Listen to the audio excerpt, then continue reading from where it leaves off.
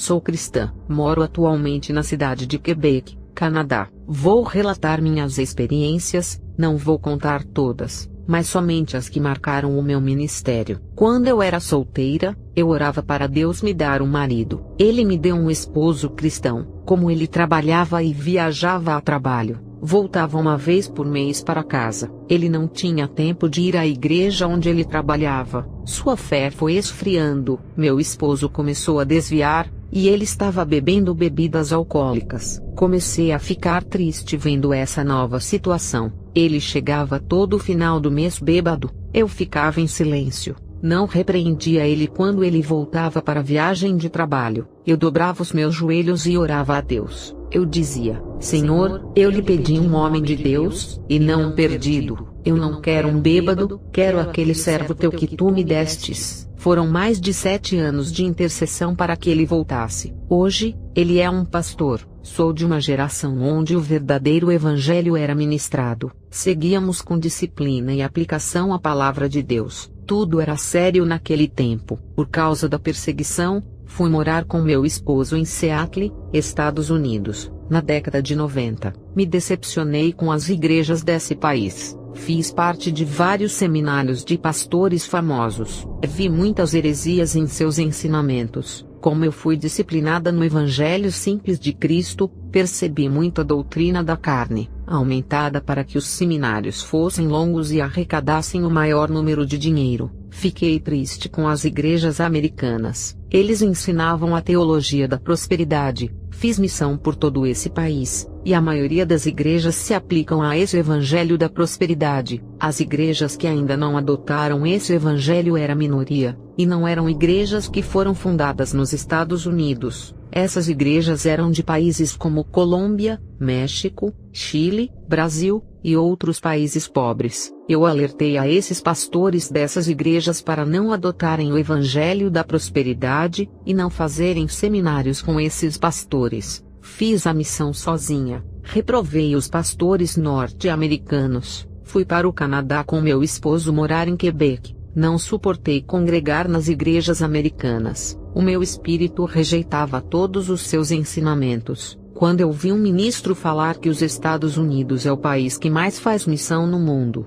que o dinheiro que suas igrejas tinham podiam rodar o mundo todo e se hospedar nos melhores hotéis, e que seus missionários não passavam fome e nem dificuldades. Ele disse que se não fossem eles, o evangelho não teria chegado em vários lugares do mundo. Isso me entristeceu. Resolvi não congregar mais em nenhum desses ministérios. Meu esposo abriu uma igreja. Ele já tinha dirigido um ministério na Rússia, e tinha experiência. Orei para Deus, e perguntei se o evangelho da prosperidade fazia os Estados Unidos um líder mundial em missões. O Senhor me respondeu que os Estados Unidos era, mas agora não é mais, pois o Senhor disse que não depende dos Estados Unidos para fazer a missão no mundo inteiro. Ele disse: Eu sou soberano. Eu vou levantar países como México, Peru, Equador, Chile, Brasil e Uruguai para fazer o resto das missões que faltam no mundo. Vocês que são desses países estejam preparados. Amanhã você pode ser um missionário desses países que foram citados. O Senhor disse: Vou usar os países pobres para completar a missão,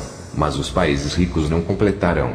Vou levantar os humildes e abater os exaltados. Vou confundir os sábios. Certa vez, eu estava orando a Deus pelo meu país, a Rússia e toda a Europa, e eu disse para o Senhor que o avivamento começou na Europa através de Martim Lutero. O Senhor usou esse homem para abrir os olhos do povo. Ele traduziu a Bíblia para outros povos entenderem. Mas hoje eu digo aos irmãos, as grandes catedrais que têm capacidades para receber multidões estão vazias. Tive uma visão de uma bola de fogo se distanciando da Europa. Cada vez que essa bola se afastava, acontecia 2 fenômenos. Vou contar o primeiro fenômeno. O meu corpo esfriava, meus dedos endureciam, não conseguia mover minha mão e nem minhas pernas. Nessa visão, vi várias estátuas de gelo, mas eram de pessoas que congelaram e ficaram ali. O Senhor me disse: O frio do mundo entrou nas igrejas da Europa, e congelaram seus corações por mim e pela minha palavra, tirando todo o amor. Suas vidas espirituais estão paralisadas. A bola que tu viu, minha serva, é o avivamento que está se afastando desse lugar. Eles rejeitaram o meu calor por causa do dinheiro e da boa vida que esses países levam. Eles acham que não precisam de mim. A Europa começou a esfriar por causa da tecnologia que se desenvolveu. As cidades passaram a oferecerem mais confortos para seus moradores. Tudo isso fez o povo se acomodar. Fiz missão na Europa, em catedrais gigantescas mais secas. O Senhor me mostrava caixões de pessoas, e dizia que elas estavam mortas espiritualmente. O Senhor disse: Eles conhecem a minha palavra, fazem teologias, congregam em igrejas, têm letras mas não têm o espírito. Ressuscitarei esse povo do meio dos mortos, se inclinarem os seus corações e se humilharem a mim. Muitas igrejas da prosperidade de fora da Europa tentaram abrir suas igrejas dentro da Europa para ver se atraía o povo. Mas o povo é rico, e não precisa de mais dinheiro. O que aconteceu foi que ninguém aparecia nessas igrejas, porque tudo que era oferecido pela igreja o povo já tinha. As igrejas da prosperidade fecharam e foram embora. Eu digo, o povo da Europa não precisa de dinheiro, isso eles têm de sobra. O povo precisa de Deus, reconciliação, amor, simplicidade, um evangelho puro e verdadeiro. Se seus corações estão presos ao dinheiro, pregaremos para que seus corações desapeguem do dinheiro e se libertem, e eles voltem a serem aqueles povos que iniciaram o primeiro avivamento. Outro fenômeno que aconteceu foi quando a bola de fogo começou a se afastar da Europa. Na visão, a Europa ficava escura. Aquela bola de fogo era como o sol do meio-dia em minha volta. Vi tudo escurecer, não enxergava mais nada, pois a escuridão daquele lugar não me deixava eu ver nada. Aquela bola de fogo ia em direção à América Central, e derramava no meio dos povos. Eles recebiam grande autoridade para evangelizarem o mundo. Eu contemplei o poder de Deus quebrando grilhões dos povos, depois passava na América do Sul e derramava no meio dos povos, e avivava eles. Pequenos homens se levantavam como gigantes do Evangelho para ministrarem. O poder de Deus preparava um exército de cristãos verdadeiros. Depois passava na África, e o avivamento seguia derramando naqueles povos. Deus levantava profetas, cura da AIDS acontecia, as necessidades dos pobres eram supridas. O poder de Deus se manifestava em pessoas de várias línguas e tribos, libertando-as da feitiçaria. Depois seguia para a Ásia, e o fogo se alastrava nesses países, levantando homens de Deus para ganharem os budistas, e libertarem os muçulmanos para Deus. O poder de Deus salvava nações que ainda não conheciam o Evangelho. Vi um grande exército de Deus se preparando para uma batalha espiritual. Os anjos colocavam selos nesses soldados, um selo na testa, outro selo nas mãos. O Senhor disse: Esses selos na testa são para proteger suas mentes do falso evangelho e dos dardos malignos. As legiões atacarão suas mentes, mas elas estarão protegidas. Os selos nas mãos são suas boas obras que irão realizar na terra, preparando a última colheita para o arrebatamento, e o fogo do avivamento viajava para lugares onde o povo tinha sede de Deus. Como eu tenho o dom de visão, quando passo muito tempo orando, eu passo a ver anjos e demônios. Mas nesse dia, apareceu um demônio asqueroso e disse: Se você não tirar a minha maquiagem, vou arrancar a sua pele. E se você morresse hoje, eu iria deixar seu rosto só no osso. Aquele demônio apontou sua unha para o meu rosto. Suas unhas eram como facas. Eu achava que não iria acontecer nada por ele ser um espírito, mas a sua unha do seu dedo indicador tocou no meu rosto, e fez um pequeno arranhão. Fiquei apavorada. Aquela noite foi terrível para mim. Contei para os meus pais. Na noite seguinte, esse mesmo demônio apareceu para mim, e estava com um pote de ácido. Ele ameaçou jogar na minha cabeça. Ele disse que eu estava usando sua tinta de cabelo, e que meus cabelos não me pertenciam mais porque estava marcado com sua tinta. Ele disse que os cabelos naturais eram meus, mas aqueles cabelos coloridos eram dele. Ele tinha o direito de arrancar os meus cabelos. Quando o demônio tentou derramar aquele pote em cima de mim, eu dei um grito, e meus pais correram para o meu quarto. Na terceira noite, o mesmo demônio apareceu para mim e disse: Vou cortar todos os dedos de suas mãos. Está usando minha tinta. Você não está salva.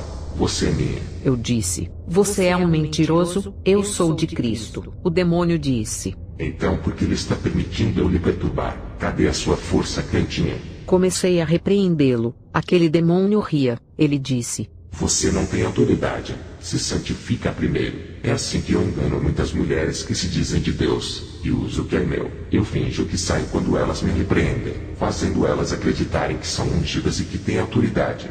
Aquele demônio só foi embora por causa de um anjo que se aproximou do meu quarto. No outro dia fiz um jejum, e estava me preparando. Eu sabia que a guerra não iria ser fácil. Aquele demônio iria me atormentar outra vez. Eu não sabia o porquê Deus estava permitindo isso acontecer comigo. Eu que sempre fui uma moça dedicada para com as coisas de Deus. Na outra noite, o mesmo demônio apareceu. Ele disse: Comece a se acostumar, minha serva, porque um dia nós vamos nos encontrar lá embaixo. Vou pedir para te atormentar por toda a eternidade.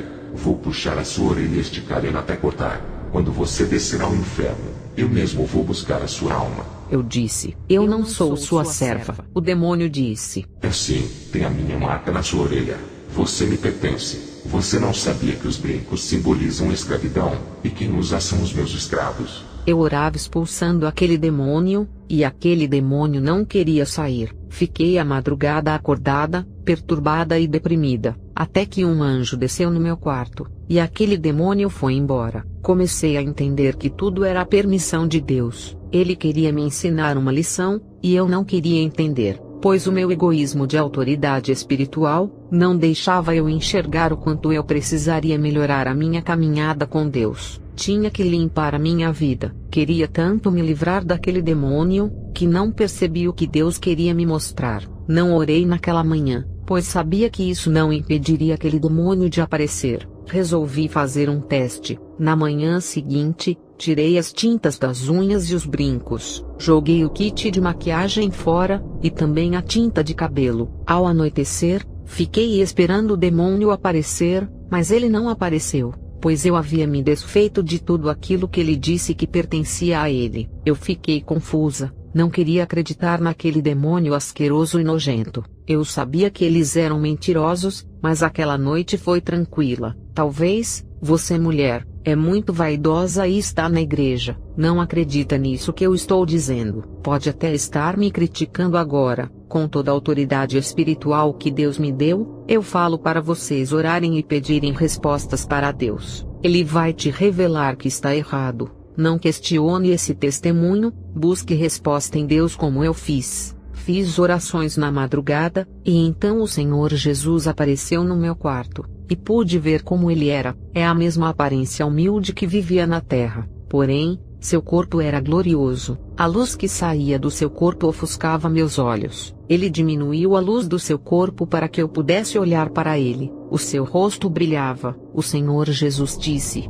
que aquilo que o demônio havia falado era verdade. Aquele demônio recebeu ordem da parte de Deus para revelar o erro da minha vida. Ele disse que estava me preparando para uma batalha espiritual através daquele demônio. Ele disse que em uma batalha como a minha, se faz jejum e oração, e se não for o suficiente se santificar, jogue tudo aquilo que está em nosso lar para fora de casa para quebrar a legalidade dos demônios. O Senhor disse: Serva, você aprendeu que em uma guerra, é preciso não abrir a guarda usando aquilo que pertence aos demônios. Isso dá força para eles.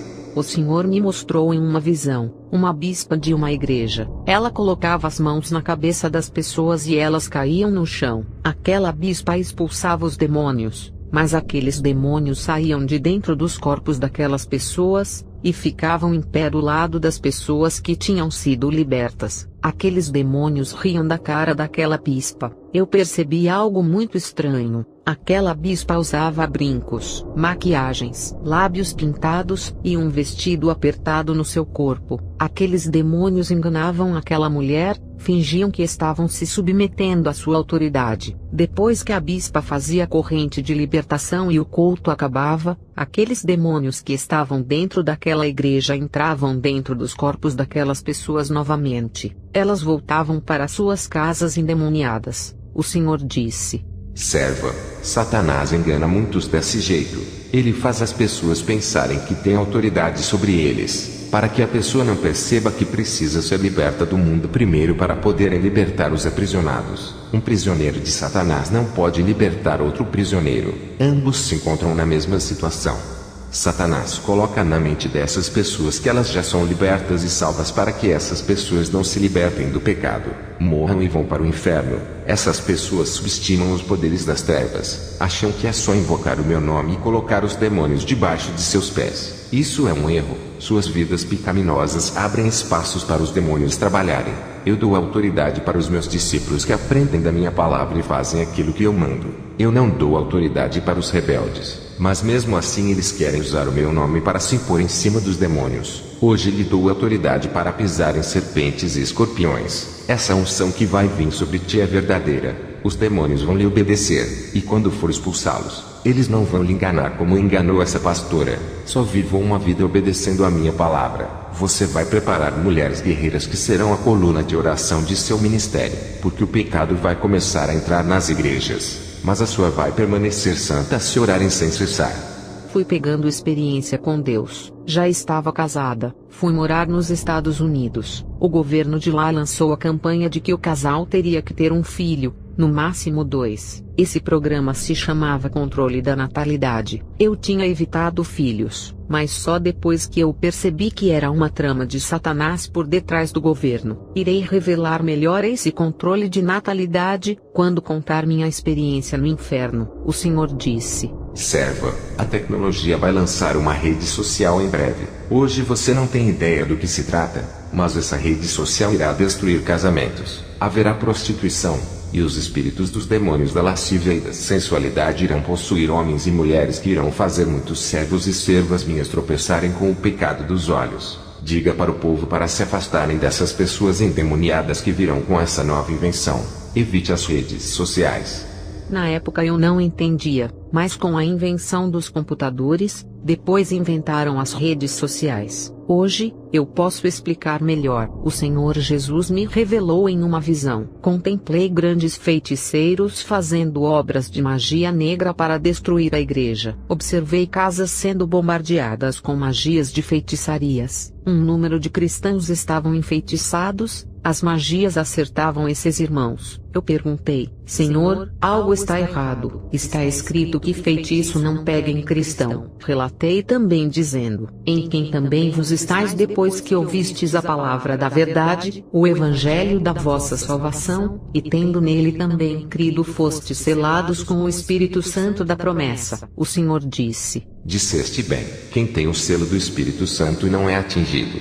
Observei esses irmãos que estavam sendo afetados por essas magias. O Senhor me fez enxergar as suas vestes que eram brancas e que estavam manchadas. Os feiticeiros não conseguiam atingir os irmãos que viviam uma vida santa. Suas vestes sujas manchadas pelo pecado dava essa legalidade. Não havia o selo do Espírito Santo na vida desses irmãos. O Senhor me mostrou um irmão. As magias que eram lançadas nele batiam e desviavam para outras direções. Olhei e observei uma armadura de um guerreiro antigo de Roma. Essa armadura resplandecia e cobria o corpo desse irmão. Em Efésios 6:11 em diante diz: Revesti-vos de toda a armadura de Deus, para que possais estar firmes contra as astutas ciladas do diabo, porque não temos que lutar contra a carne e o sangue, mas sim, contra os principados, contra as potestades, contra os príncipes das trevas deste século, contra as hostes espirituais da maldade, nos lugares celestiais. Portanto,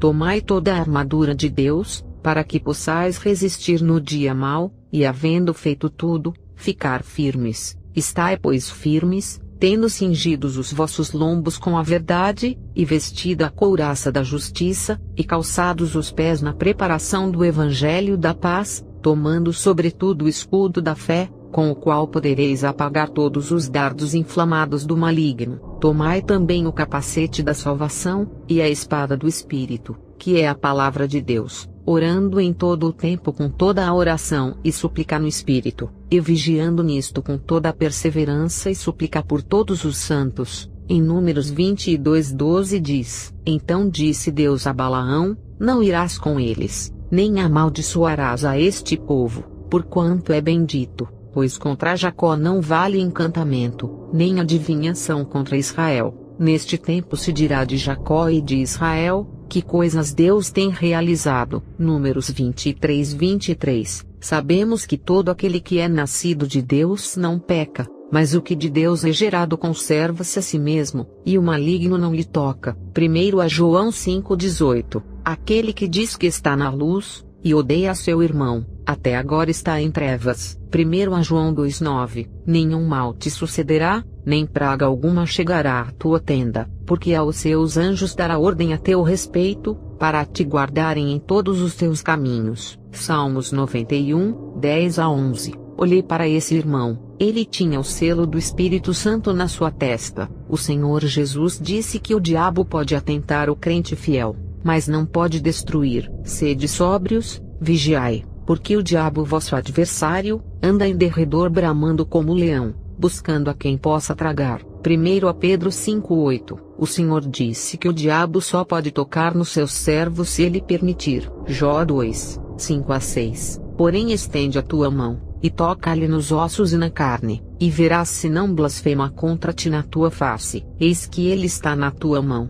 porém guarda sua vida. O diabo pode tocar nos bens, mas não pode tocar na vida de um servo. Salmos 31:15. Os meus tempos estão nas tuas mãos. Livra-me das mãos dos meus inimigos e dos que me perseguem. Pensai nas coisas que são de cima, e não nas que são da terra, porque já estáis mortos, e a vossa vida está escondida com Cristo em Deus. Colossenses 3, 2-3. Eu digo para vocês, que a feitiçaria pega em crentes que não vivem o evangelho da verdade, que não estão cobertos com o sangue da salvação, não receberão a salvação, embora sejam crentes. Já para o crente verdadeiro, a feitiçaria não pode penetrar naqueles que já se vestiram da armadura da palavra, que vivem o evangelho da santidade. Com a minha caminhada no caminho de Deus, fui pegando experiência com Ele, e estava sendo preparada para descer nas partes mais baixas da terra.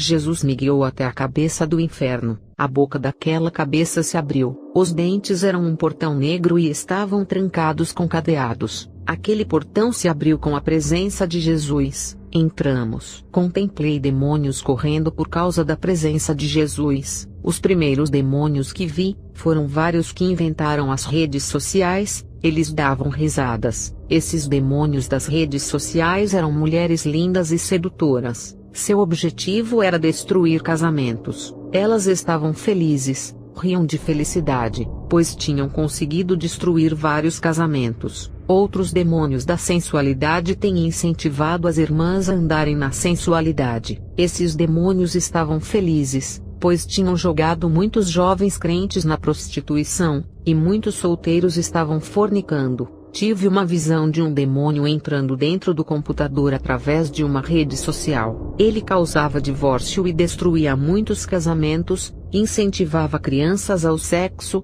à imoralidade, convencia as pessoas a praticarem sexo sem compromisso. Aquelas mulheres sedutoras que são demônios tinham várias técnicas de sedução para fazer os homens de Deus caírem na fé. O objetivo desses demônios das redes sociais era usar uma mulher que causava ciúmes, se aproveitar das fraquezas do casamento por causa das brigas, se aproveitar quando o casamento estivesse morno. Esses demônios eram determinados, pacientes e sensuais, tinham todas as armas de sedução para a conquista. Eles escolhiam pessoas atraentes, entravam em seus corpos, e seus alvos eram mulheres e homens de Deus. O plano desses demônios era de se aproximar como amigos, e seduzir aos poucos, hipnotizando a mente dos crentes para o amor ilícito. Vi demônios do lesbianismo. Suas táticas eram a de usar mulheres para conquistar outras. Demônios que usam homens para seduzir irmãs casadas e tirá-las da igreja. Também a tentar jovens solteiros para cair na prostituição. Esses demônios da sedução faziam grandes esforços para desviarem muitos da fé. Eles estavam felizes por cumprirem suas tarefas. Chegamos perto de um demônio encapuzado com uma capa negra. Sua presença era muito maligna. Ele tinha um livro em sua mão e uma caneta de osso. Esse livro era o livro do inferno, e estava escrito em sua capa, Livro da Morte Eterna. O Senhor Jesus disse que esse livro estava escrito nomes de pessoas que ainda estavam na terra, que ainda não tinham entregado suas vidas a Ele. pude ver nomes de pessoas na terra. As letras eram escritas com letras de sangue. Contemplei vários nomes de grandes pastores dos Estados Unidos que estavam escritos nesse livro. Homens conhecidos, escritores de livros. Eles estavam sendo enganados. Não pude revelar nomes para não causar escândalos no país. O Senhor não permitiu. O Senhor Jesus deu ordem para aquele demônio abrir o livro e mostrar o meu nome. Para minha surpresa, o meu nome estava ali. Eu chorei e disse: Senhor, eu dediquei minha vida para ti, e mesmo assim vou ser lançada no inferno. O Senhor disse: Depois que tu e teu esposo foram embora para os Estados Unidos, vocês deram ouvidos a demônios e fizeram controle da natalidade, porque tomaste anticoncepcional e mataste uma vida que iria se formar no seu ventre. Eu iria levantar essa criança como um profeta na terra, e tu ficaste tomando esse remédio que foi projetado aqui no inferno para matar minhas crianças. Nenhum assassino herdará o meu reino. Todas as mulheres que sacrificam os seus filhos para o demônio Moloque não é digna do meu reino. As madres de minhas servas são santas. Não pode entrar remédios diabólicos. Muitas vão ficar estéreis se continuarem tomando. Vou fechar as madres para que não ofereça minhas crianças a Moloque. Pedi perdão ao Senhor, e chorei de arrependimento. O Senhor disse: Quanto maior for dado, mais será cobrado. Cobrarei mais daqueles que tiveram experiência comigo do que daqueles que nunca tiveram. Cobrarei mais daqueles que conhecem a minha palavra. Cobrarei daqueles que mais vivem uma vida santa. Cobrarei daqueles que têm mais dons e são mais usados. Cobrarei mais daqueles que têm mais responsabilidade na minha obra. Cobrarei mais daqueles que são pastores. O Senhor mandou aquele demônio apagar o meu nome daquele livro. Eu não pertencia mais ao inferno. Tinha me arrependido daquele pecado. O Senhor Jesus me levou em uma parte do inferno. Vi um demônio horrível. Esse demônio estava preparando uma substância no inferno. O Senhor Jesus disse: Essa substância é veneno de Moloque que é produzido aqui, e vai para as farmácias em forma de anticoncepcionais. Pude perceber o engano de Satanás. O Senhor não queria me condenar ao inferno, e sim me dar uma chance de consertar minha vida. O meu nome sendo anotado naquele caderno, era a permissão de Deus para que eu visse onde eu estava errando. Fui em vários lugares no inferno. Contemplei prisões parecidas com as cadeias que prendem os presos. Contemplei uma força invisível que atormentavam pessoas que estavam dentro dessas celas. Outros tipos de prisões que eu contemplei foram covas no chão, buracos onde as almas ficavam presas e não conseguiam sair dali. Vi poços de lamas podres onde estavam cheias de pessoas. Vi rios de sangue onde os assassinos que derramaram sangue estavam. Ninguém conseguia sair do seu local de sofrimento. Contemplei um mar de fogo enorme cheio de almas queimando. Haviam pessoas penduradas em cruzes. Eram várias prisões, uma diferente da outra. As torturas eram de vários tipos, milhões de torturas. Os demônios não se cansavam de torturar. Quanto mais torturavam, mais prazer eles sentiam. Cada alma que caía nesse lugar era um prêmio, uma comemoração de vitórias. Eles fazem até festas, quando almas de grandes homens de Deus que se desviaram caem ali. Os demônios tinham nomes de pastores em sua lista. Eles diziam que esses pastores são homens de Deus, e que eles tinham que destruir suas famílias que ainda não eram evangélicas. Contemplei uma mesa gigante no inferno. O demônio encarregado por ordem de Satanás estava colocando a cabeça de muitos homens de Deus a prêmio. Eles rifavam esses homens de Deus, oferecendo grandes recompensas para tirar ele do caminho do Senhor, e o demônio que conseguisse isso ganharia uma recompensa, e se além de desviar eles conseguissem trazer as almas deles e apresentar para Satanás, ganharia mais recompensas. Cada homem de Deus tinha um preço em recompensa. Contemplei preços muito altos por cabeças de irmãos. Esses eram os mais conhecidos no inferno. Havia um desejo enorme para ganhar essas almas. Todas as atenções estavam nessas pessoas de Deus. Tinha muitas. Havia também mulheres que estavam marcadas. Os demônios queriam causar divórcios para enfraquecerem a fé desses irmãos e irmãs. Na reunião onde todos estavam sentados, O demônio encarregado bateu na mesa e houve um estrondo, e ele disse que não aguentava mais esses crentes que vivem uma vida santificada. Ele dizia que se um crente desse caísse no inferno, ele beberia o sangue dele junto com os demônios em comemoração. Eles chamavam os crentes de os separados do mundo. Eles eram o foco no inferno. O demônio encarregado disse que esses irmãos estavam fazendo um estrago no mundo, estavam ganhando muitas almas para o céu, combatendo as falsas doutrinas, desmascarando toda a mentira que Satanás tinha colocado dentro das igrejas, através dos falsos mestres. O demônio encarregado disse: se destruirmos esses crentes, eles poderiam entrar nas igrejas e ganharem almas lá dentro sem precisar tirar das igrejas. Um outro demônio disse: cada crente que renuncia ao mundo é uma alma que perdemos. Temos que evitar que eles morram para o mundo. Vamos manter seus desejos vivos para os prazeres do mundo. Só assim eles vão pecar. Contemplei nomes de várias igrejas do mundo. Eles se preocupavam em não deixar o pecado entrar, e os demônios armavam planos para infiltrar o pecado usando pessoas que estavam na liderança como pastores e presidentes do ministério. Contemplei o nome do ministério do meu esposo na lista. Perguntei ao Senhor por que o nome da igreja do meu esposo estava ali. Ele disse: Satanás vai enviar um membro para a igreja do seu esposo. Ele vai ganhar a confiança dele. Seu esposo vai colocar ele como pastor da obra. Ele vai implantar doutrinas de demônios para desviar muitos membros. Muitos jovens vão sair da igreja por causa desse homem e vão seguir esse pastor para qualquer igreja que ele for. O seu ministério irá perder muitos membros se aceitar esse homem como pastor. Irmãos, eu e meu esposo estávamos pensando em viajar em missões, abrir novas igrejas, e deixar um pastor cuidando do nosso ministério. Os demônios sabiam disso, e eles ouviram os nossos planos, e estavam tramando contra o nosso ministério. Contemplei aquele demônio encarregado reunindo um exército de demônios dentro do inferno, e mandava destruir todas as pessoas e nomes de ministérios que estavam escritos naquela lista. Esse exército declarou guerra aos santos, e estavam dispostos a irem até o fim sem retrocederem, pois o tempo da igreja está findando. Eles não tinham tanto tempo, e estavam com força total para evitar que os irmãos subam no arrebatamento. Fui para uma outra parte do inferno. Contemplei um lugar que só tinham idólatras, mas não eram adoradores de imagens, eram torcedores. Eles estavam sofrendo nas chamas, e os escudos de seus clubes apareciam em suas mãos. O Senhor Jesus disse: avisa para o meu povo que não quero nenhum servo meu assistindo jogos,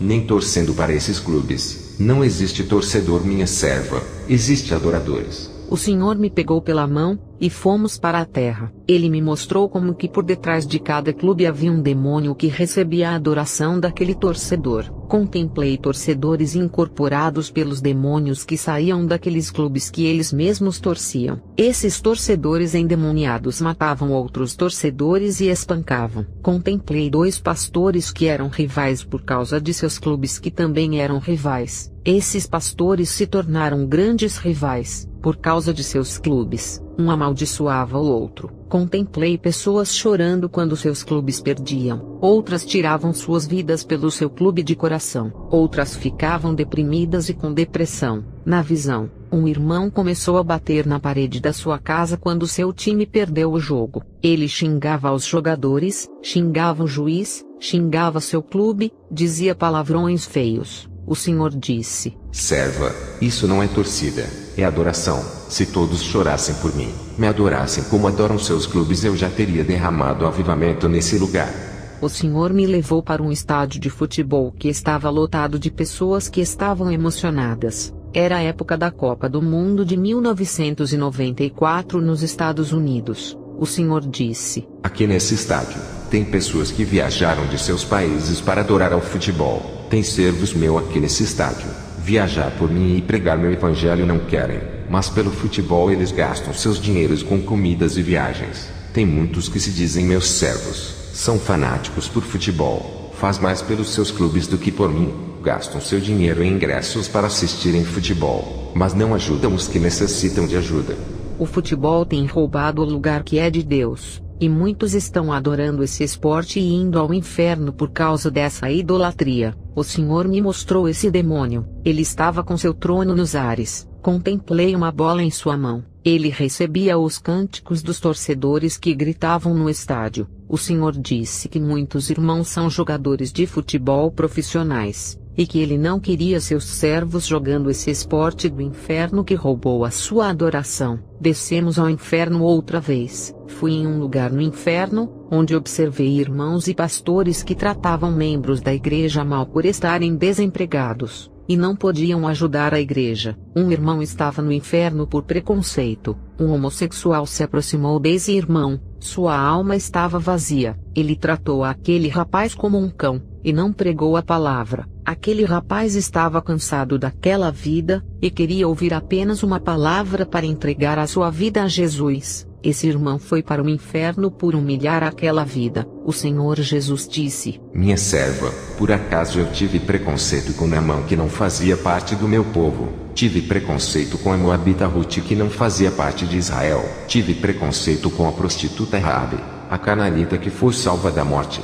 Outro irmão estava no inferno por causa do seu preconceito. Deus enviou uma prostituta para que ele ganhasse aquela alma, pois Deus tinha planos nessa vida. Mas o irmão, com vergonha daquela mulher, ficou temeroso de alguém ver ele conversando com ela, e falarem para o pastor de que ele estava com uma prostituta. Ele resolveu menosprezar e fugir dela. Aquele homem foi para o inferno por humilhar aquela escolhida. Pastores estavam no inferno por deverem os bancos e não pagarem o empréstimo, e outros irmãos estavam no inferno por dar calote no próximo. Também tinha irmãos que foram para o inferno por humilhar pessoas de outras religiões. Observei um irmão que discutiu com um feiticeiro. Esse irmão desafiou esse feiticeiro, e ainda lançou palavras proféticas de maldição. Porque não temos que lutar contra a carne e o sangue, mas sim contra os principados, contra as potestades, contra os príncipes das trevas deste século, contra as hostes espirituais da maldade, nos lugares celestiais. Efésios 6:12. Outros estavam no inferno por ter dons espirituais, e humilhavam os irmãos que não tinham. Outros irmãos estavam no inferno por ver o irmão fraco, e ao invés de ajudar, acabavam de arrancá-los da igreja, fazendo muitos desviarem. Irmãos que estavam no inferno por verem outro irmão carregando uma culpa, e ao invés de confortar faziam aumentar o peso da culpa, fazendo esse irmão se suicidar. Esses irmãos adoravam fazer outras pessoas se sentirem culpadas por aquilo que já tinham passado. Outros irmãos estavam no inferno por culparem as pessoas pelos seus fracassos. Não sabiam assumir suas responsabilidades de terem errado. Observei irmãos que estavam no inferno porque criticavam os outros irmãos, e falavam mal de todo homem de Deus. Não oravam pelos fracos, mas criticavam e apedrejavam, difamavam. Outros irmãos estavam no inferno por saírem de seus ministérios, e ficavam atacando as igrejas. Esses são os sem ministérios, os desigrejados ou descongregados. Esses recebiam grandes castigos por saírem da igreja, e tirarem muitas pessoas da igreja, dizendo que as pessoas não precisavam congregar em um ministério. Mateus 23:13 diz: Mas ai de vós, escribas e fariseus, hipócritas, pois que fechais aos homens o reino dos céus, e nem vós entrais nem deixais entrar aos que estão entrando. Satanás ria da cara deles, pois esses homens haviam seguido as mesmas estratégias de Lúcifer, saindo do céu, e arrastando a terça parte dos anjos com ele. Satanás ensinou aos anjos a se rebelar, e os desigrejados estão ensinando muitos irmãos a se rebelarem também. Romanos 13:1-8 diz: Toda alma esteja sujeita às potestades superiores, porque não há potestade que não venha de Deus, e as potestades que há, foram ordenadas por Deus. Por isso quem resiste à potestade, resiste à ordenação de Deus, e os que resistem trarão sobre si mesmos a condenação, porque os magistrados não são terror para as boas obras, mas para as más. Queres tu, pois não temer a potestade, faz o bem, e terás louvor dela, porque ela é ministro de Deus para teu bem. Mas se fizeres o mal, teme, pois não traz debalde a espada, porque é ministro de Deus, e vingador para castigar o que faz o mal. Portanto é necessário que lhe estejais sujeitos, não somente pelo castigo, mas também pela consciência. Por esta razão também pagais tributos, porque são ministros de Deus, atendendo sempre a isto mesmo. Portanto, dai a cada um o que deveis, a quem tributo, tributo, a quem imposto, imposto, a quem temor, temor, a quem honra, honra. A ninguém devais coisa alguma, a não ser o amor com que vos ameis uns aos outros, porque quem ama aos outros cumpriu a lei. Se um governador tem que ser respeitado, imagine um ministro do Evangelho. Não podemos nos rebelar contra as autoridades espirituais que foram levantados por Deus. Se fizermos rebeliões, estaremos condenados ao inferno. Oh, quão bom e quão suave é que os irmãos vivam em união! É como o óleo precioso sobre a cabeça, que desce sobre a barba de Arão, e que desce à orla das suas vestes. Salmos 133, 1-2. Queridos irmãos, não deem ouvidos para os sem igrejas. Eles são ovelhas perdidas do pasto, sem direções para suas vidas. Como podem orientar quem está congregando em comunhão? Não são vocês que precisam da ajuda deles, são eles que precisam da ajuda de vocês. Não deem ouvidos às suas doutrinas destruidoras. Satanás também conhece a palavra de Deus, e tentou desviar a Cristo de seus propósitos. Ele teve sagacidade, e de forma sutil, fez Adão e Eva pecarem. Outros irmãos estavam no inferno porque só enxergavam os defeitos dos servos de Deus. Nunca abriam suas bocas para falarem bem de nada, só falavam maldades. Outros irmãos estavam no inferno porque tinham o espírito arrogante, queriam ser melhores do que os outros em tudo, e eles sempre estavam certos e todo mundo errado. Nunca aceitavam a correção de seus pastores, e se levantavam contra a disciplina. A primeira seção era daqueles que, por ter maior conhecimento teológico, não aceitavam serem corrigidos. Eles eram o dono da verdade, e quando Deus usava um profeta para corrigir, ficavam de mal com o profeta, odiavam-no em seu coração. A segunda seção era daqueles que tinham mais dons que os demais e eram mais usados, pois viviam buscando dons, poder e autoridades. Esses se engrandeciam, e não aceitavam ordem do pastor, pois se achavam os maiorais. Eles tropeçaram em suas próprias grandezas, e estavam no inferno. A terceira seção era daqueles que debatiam a palavra de Deus, disputando seus conhecimentos. Um queria provar para o outro que ele estava errado, e o outro queria provar que seu conhecimento era melhor, e que sua sabedoria era melhor. Esses dois irmãos brigavam verbalmente, até insultos trocavam.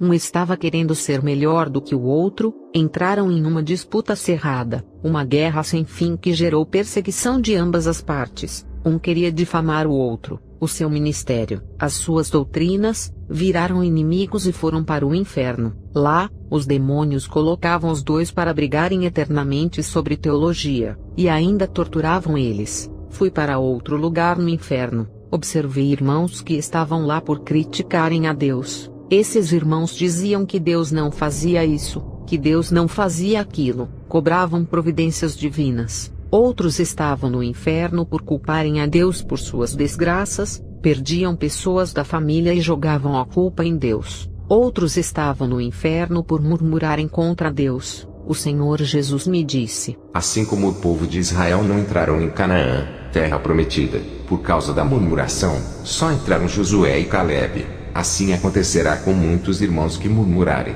eles não entrarão no céu.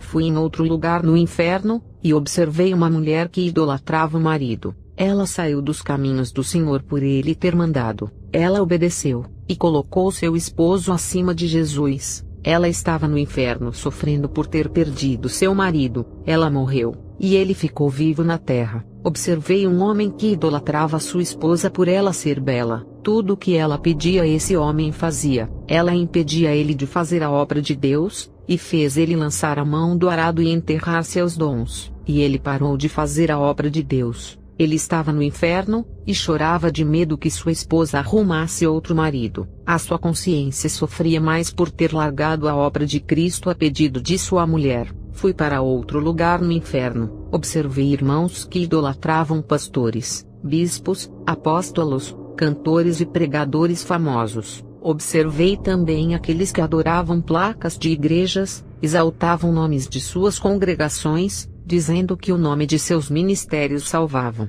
Todos estavam no inferno. Observei irmãos no inferno que faziam fofocas, falavam das roupas, sapatos, chinelos dos outros, levavam fofocas e traziam, colocando um contra os outros. Também tinham pessoas no inferno que falavam tudo para o pastor. Não podiam ver alguém cometer um erro que já corriam para contar para o pastor. Apontavam o pecado daqueles que escorregavam, e ficavam de olho no cargo dessas pessoas, caso o pastor as tirassem de seus cargos. Observei irmãos no inferno que torciam para dar tudo errado na vida do outro. Torciam para o irmão não conseguir um emprego melhor, torciam para o pastor não dar cargo para esse irmão. Observei irmãos que estavam no inferno por brigarem e não se perdoarem. Observei irmãos no inferno por travar competições, brigas, disputas. Outros estão no inferno por ficarem provocando o irmão a pecar. Também haviam irmãos desunidos, invejosos. Outros estão no inferno por matarem a fé, e tirarem as almas da igreja e lançarem no mundo. Outros estão no inferno por dividirem a casa do Senhor, fazendo grupos de intrigas. Quem não é comigo é contra mim,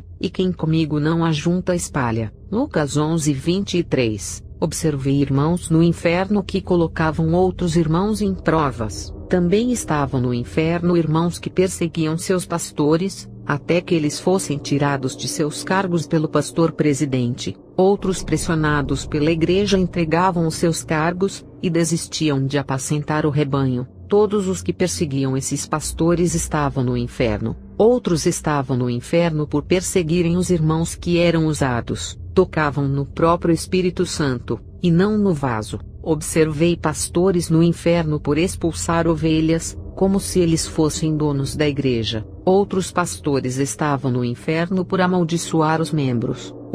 Foi devido ao membro ter trocado de igreja. Esse pastor não queria perder esse membro e o amaldiçoou, e isso o levou para o inferno. O outro era porque ganhava muito bem e dava ofertas gordas. O pastor não queria perder esse membro, o membro queria viajar para outra cidade e morar lá. O pastor o amaldiçoou para que ele perdesse seu emprego. Essa foi a causa que o levou para o inferno. O outro pastor perdeu um membro dedicado que se esforçava na obra de Deus, e ganhava muitas almas para esse pastor. Sua igreja estava enchendo pelo dom que esse membro tinha. Um dia, o tempo desse membro acabou nessa igreja, ele tinha que fazer a missão e ir embora para outro lugar. Ele pediu a bênção para o pastor deixar ele ir. O pastor o amaldiçoou de morte, e disse que ele morreria nessa missão. O pastor não aceitava essa decisão do irmão. Ele estava querendo impedir os planos de Deus. Pouco tempo depois, esse pastor morreu e desceu ao inferno. Outro pastor estava no inferno por dar cargos somente para os familiares, não confiava nos demais membros,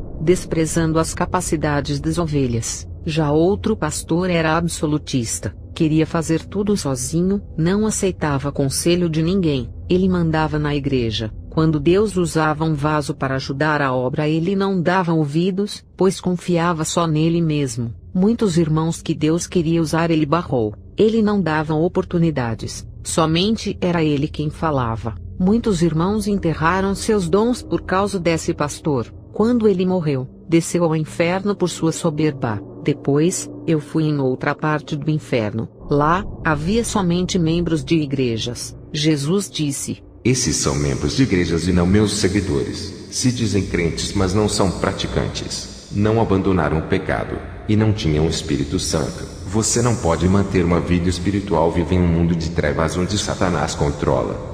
Depois, eu e Jesus subimos para cima na terra. Irmãos, eu poderia relatar mais experiências, mas se eu for contar, ficarei o dia todo falando. Espero que essas experiências sejam o suficiente para aumentar sua fé. Fico grata por compartilhar minha experiência com vocês. Que a paz de Jesus fique com vocês. Amém.